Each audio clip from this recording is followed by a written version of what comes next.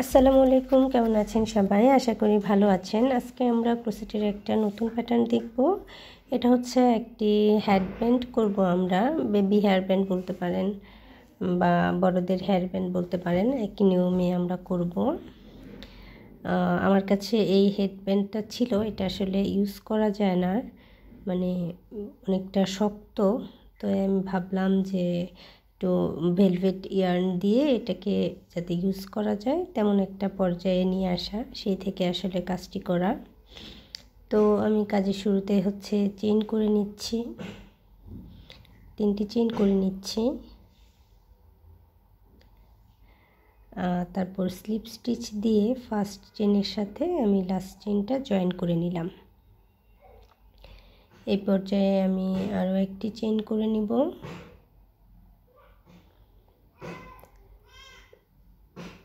আরও একটি চেইন করে আমার 3টি চেইন দিয়ে যে একটি সার্কেল হয়েছে, এই সার্কেল থেকে হচ্ছে আমি একটি করে সিঙ্গেল স্টিচ করব। তো আমি 2টি লুপ নিয়ে নিলাম এবং সেই লুপে কুশিটা ইন করে দিলাম।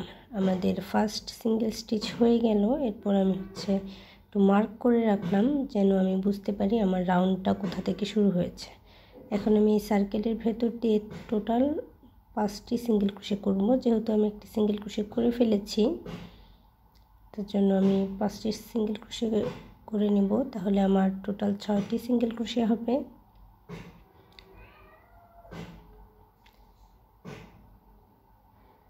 সিঙ্গেল ক্রোশে হচ্ছে সার্কেলে কুশি ইন করে জাস্ট টার্ন ওভার করে দিব, তাহলে আমাদের সিঙ্গেল ক্রোশে হয়ে যাবে।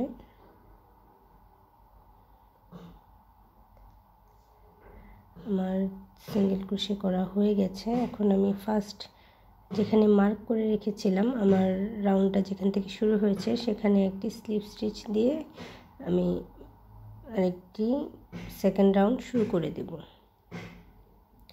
তো এই রাউন্ড শুরুর জন্য আমি হচ্ছে মার্ক করে নিব। এখন আমার যে 6টা চেইন হয়েছে, এই প্রতিটা চেইনেই হচ্ছে আমি একটি করে সিঙ্গেল ক্রোশে করে দিব। এভাবে আমি আমার হোল রাউন্ডটাই হচ্ছে সিঙ্গেল ক্রোশে দিয়ে করব।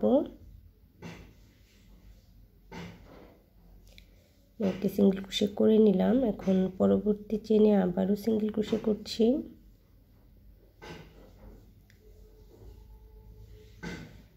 প্রতিটি চেইনে আমি সিঙ্গেল ক্রোশে করে নিচ্ছি।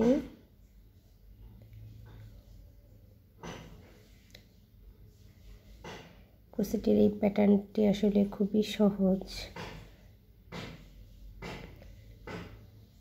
তো আপনারা চাইলে এভাবে আপনাদের বাড়িতে থাকা বাড়তি জিনিস দিয়ে বা যে জিনিসগুলো আমরা ইউজ করতে পারি না, সেগুলো চাইলে কুশি দিয়ে সুন্দর বানিয়ে আমরা ইউজ করতে পারি।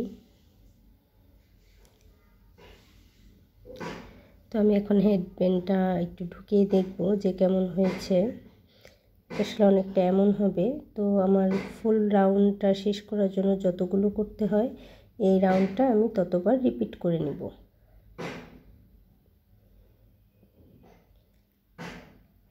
ঘরে আসলে বাড়তি জিনিস থাকলে আমাদের মনে হয় যে আমরা একটু কাজে লাগাই, যদি আমাদের কাজে লাগে। এই হেডব্যান্ডটি আমার বেবিকে আসলে একটা ড্রেস গিফট করেছিল, সেখানে ছিল। তো আমি পরে ভাবলাম যেহেতু এটা ইউজ করা হচ্ছে না, এটা দিয়ে একটা নতুন কিছু বানাই, তাহলে জিনিসটা দেখতেও সুন্দর হবে এবং ব্যবহার উপযোগীও হয়ে যাবে। আসলে জিনিস ফেলে না রেখে বা নষ্ট না করে সেটাকে আসলে নানা উপায়ে আমরা ব্যবহার করতে পারি।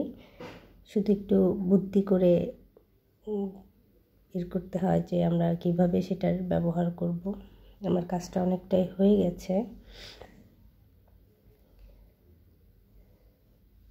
তো আমি একইভাবে হচ্ছে প্রত্যেকটা রাউন্ডটি আমি হচ্ছে সিঙ্গেল ক্রোশে দিয়ে করছি এবং এটার হচ্ছে রিপিট করে যাচ্ছি। আপনারা আপনাদের ব্যান্ডের মাপ অনুযায়ী যতটুকু লাগবে ততটুকু করে নেবেন এবং একটু পরে পরে চেক করে দেখলেন যে আমাদের কতটুকু লাগছে বা আর কতটুকু করতে হবে।